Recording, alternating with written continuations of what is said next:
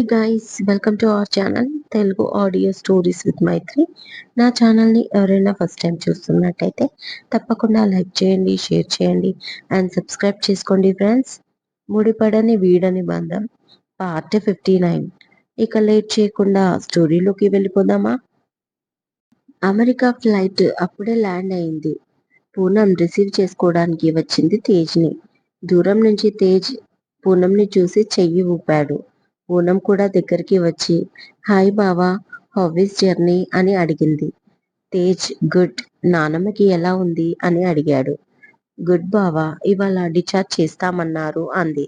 నాకెందుకు చెప్పలేదు అని అడిగాడు తేజ్. మీకు కాల్ చేస్తూనే ఉన్నాం, బట్ మీరే రెస్పాండ్ అవ్వలేదు బావా అంటుంది పూనం.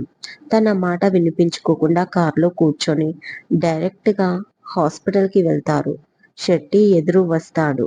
ఎలా ఉంది మరొకసారి అడుగుతాడు తేజ్ శెట్టిని. పర్వాలేదు బాబు, మీకోసం కలవరిస్తుంది అంటాడు శెట్టి. రూమ్కి వెళ్ళేసరికి పూనం తల్లిదండ్రులు మాలిని దేవితో మాట్లాడుతూ ఉంటారు. తేజ్ని చూడగానే మాలిని దేవి ముఖం తిప్పుకుంది. నవ్వుతూ ఆమె దగ్గరికి వచ్చి ఇంకా కోపం తగ్గలేదా నా పైన అడుగుతాడు తేజ్. వెళ్ళిన వాళ్ళు నాకు చెప్పే వెళ్ళారా చెట్టి? అమెరికాకు వెళ్ళి సంవత్సరంన్నర అవుతుంది. ఇప్పటి వరకు ఒక్కసారి వచ్చారా అని తేజ్తో మాట్లాడకుండా ఇండైరెక్ట్ గా మాట్లాడుతుంది మాలినిదేవి. రోజు కాల్ చేస్తున్నాను, బట్ నువ్వే మాట్లాడట్లేదు నాని అంటాడు. నా బాధ కాల్ చేస్తే తీరేది కాదు, అన్నీ అర్థం అవుతాయి. ఏమీ అర్థం కానట్టు నటించాల్సిన అవసరం లేదు. ఇప్పుడు మాత్రం ఎందుకు వచ్చాడంట? నేను చచ్చాక ఒకేసారి వస్తే సరిపోయేది. అటు పైన ఇండియా నుంచి మళ్ళీ మళ్ళీ పిలిచే వాళ్ళు ఉండరు. ఇష్టం వచ్చిన చోటికి తిరగొచ్చు. అప్పుడు అడ్డు అదుపు ఉండదు అంటుంది ఆమె కటువుగా. చూడు మామయ్య ఎలా మాట్లాడుతుందో మీ అత్త. హ్యాపీగా పెళ్లి చేసుకుందామని వచ్చాను నాని. నువ్విలా మాట్లాడితే ఇలాగే ఇక్కడి నుంచి తిరిగి అమెరికా వెళ్ళిపోతాను అంటాడు తేజ్. ఏంటి పెళ్లి చేసుకుంటాడా అని మాలినీదేవి మనసులో అనుకుంటూ పైకి మాత్రం నేను నమ్మను అంటుంది. నిన్ను నమ్మించాలంటే ఏం చేయాలి? సరే నువ్వు త్వరగా ఇంటికి పద. పంతుల్ని నేనే పిలిపిస్తాను ముహూర్తం తెలుసుకోవడానికి, సరేనా అన్నాడు తేజ్. ఆ మాట వినగానే పూనంతో పాటు ఆమె తల్లిదండ్రులు కూడా సంతోషిస్తారు. శెట్టికి అయితే చెప్పనవసరం లేదు. ఇది నిజం కావాలని త్వరలోనే దేవుణ్ణి కోరుకుంటాడు. సాయంత్రం డిశ్చార్జ్ చేసుకుని ఇంటికి వెళ్తారు. నానమ్మని రూమ్లో వదిలి కాసేపు మాట్లాడి బయటికి వచ్చిన తేజ్ వెంటనే కావ్యానందన వాళ్ళ ఇంటి అడ్రస్ కనుక్కోమని చెప్తాడు శెట్టికి. మళ్ళీ ఎందుకు బాబు అని అడుగుతాడు శెట్టి. మీరు భయపడకండి. మీరు అనుకునేలా ఏది జరగదు. మాకు తేల్చుకోవాల్సినవి చాలా ఉన్నాయి. అంత ఈజీగా వదిలే ప్రసక్తి లేదు అంటూ పైకి వెళ్ళిపోయాడు తేజ్ కోపంగా. అసలు వచ్చింది కావ్యానందన కోసమా అని ఆశ్చర్యపోతాడు శెట్టి. అలా అని ఇప్పుడు పెద్దమ్మగారికి చెప్పలేను. ఆమెకు ఆరోగ్యం బాగాలేదు. ఏం చెయ్యాలో ఏంటో అని ఆలోచిస్తూ వెంటనే కళ్యాణ్ వివరాలు కనుక్కుంటాడు శెట్టి. మార్నింగ్ లేటుగా నిద్రలేచిన కావ్య కళ్యాణ్ కనబడడు. ఎర్లీ మార్నింగ్ ఆఫీస్కి వెళ్తున్నట్టు తను నిద్రలో ఉన్నప్పుడు చెప్పినట్టు గుర్తు. బాబు కూడా లేడు, కిందికి తీసుకెళ్ళినట్టున్నాడు అనుకుంటూ లేచి ఫ్రెష్ అప్ అవుతుంది. రెడీ అయి కిందికి వచ్చేసరికి పూజ కూడా అయిపోయింది. సుఖం వస్తే ముఖం కడిగే వీలు ఉండదంట. ఈ సామెత విన్నావా నువ్వు అంటూ మంగమ్మకి చెప్తూ కావ్యను చూసి నవ్వుతుంది శాంతమ్మ. విన్నానమ్మా. ఇప్పుడు ఎందుకు గుర్తుకొచ్చింది మీకు అమాయకంగా అడుగుతుంది మంగమ్మ. ఎందుకంటే తాతగారు ఈ మధ్య బాగా గుర్తుకొస్తున్నారంట అమ్మమ్మగారికి. ఒక పని చెయ్యి, నా కొడుకుని పెళ్లి చేసుకో. తాతగారు లేని లోటు తీరుస్తాడు అంటుంది కావ్య. వాడినా నా మోకాలికి కట్టుకోనా అడిగింది శాంతమ్మ. నీ ఇష్టం వచ్చిన చోట కట్టుకో, కట్నం కూడా అడగను. వాడిని ఫ్రీగా ఇచ్చేస్తాను నీకు అంటూ వంటింట్లోకి వెళ్ళిపోతుంది కావ్య. వాళ్ళ మాటలు విని బాగున్నారే అమ్మమ్మ మనవరాలు అని కస్తూరి వసుధ నవ్వుకుంటారు. బోర్ కొడుతూ గార్డెన్ లోకి వచ్చి వాకింగ్ చేస్తున్న సాహితి వీళ్ళ మాటలు వింటుంది. వీళ్ళు ఇంత బాగుంటారా ఇంట్లో అని ఆశ్చర్యపోతుంది సాహితి. తను వాళ్ళ ఇంట్లో ఉన్నప్పుడు వాళ్ళతోని ఫ్రీగా మాట్లాడేది కాదు. వారం 10 రోజులు భయం భయంగా గడిచింది. ఆ తర్వాత అక్కడ ఉండాలి అనిపించలేదు, కానీ బలవంతంగా ఉంది. ఇక ఎప్పుడైతే కుందన్ ఫోన్ చేసి తన ఎంగేజ్మెంట్ విషయం వివరంగా చెప్పి తను తనని క్షమించమని అడిగాడో ఇక ఉండలేకపోయింది. వాళ్ళు నెమ్మదిగా మాట్లాడినా వాళ్ళ పైన గట్టి గట్టిగా అరిచేసేది. అనునైతే తన రూమ్‌కి రావద్దని డైరెక్ట్‌గా చెప్పేసింది సాహితి. ఇక పెళ్ళైన కొత్తలో 2, 3 సార్లు తప్ప కళ్యాణ్‌ని కూడా కడుపు నొప్పి వంకతో దగ్గరికి రానిచ్చేది కాదు సాహితి. ఇలా ఆలోచిస్తూ ఉండగా మళ్ళీ వాళ్ళు మాట్లాడుకోవడం వినింది. కావ్య, ముందు నువ్వు టిఫిన్ చెయ్యమ్మా.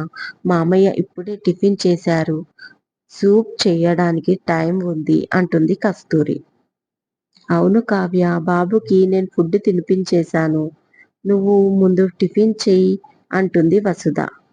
మీరు రారా, నేనొక్కదాన్నే తినాలా అంటుంది కావ్య. సైదులు కావ్య పొలం చూడడానికి వెళ్తాడు. పొలం బాగా నచ్చింది. వెంటనే నారాయణ్ని పిలిచి రిజిస్ట్రేషన్ పెట్టుకుందాం అంటాడు. దాంతో నారాయణ, ఇప్పుడు వీలవ్వదు. నా కూతురు అలిగి హైదరాబాద్ కావ్య దగ్గరికి వెళ్ళిపోయింది. అల్లుడికి కూతురికి గొడవ.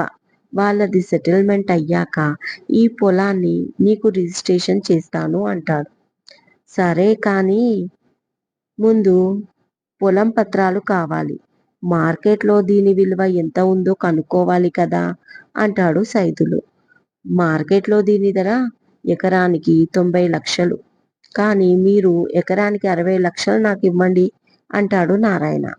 దాంతో ఫుల్ హ్యాపీ అయిన సైదులు, సరే మరి, నీకు 30 లక్షలు వడ్డీ లేకుండా ఇచ్చినందుకు 2 సంవత్సరాలు ఆగాను కాబట్టి కౌలుకిచ్చిన రైతుని తన పని ఆపేయమని, ఇకపైన నా మనుషులే వచ్చి పొలం పనులు చేసుకుంటారని చెప్పు అంటాడు సైదులు.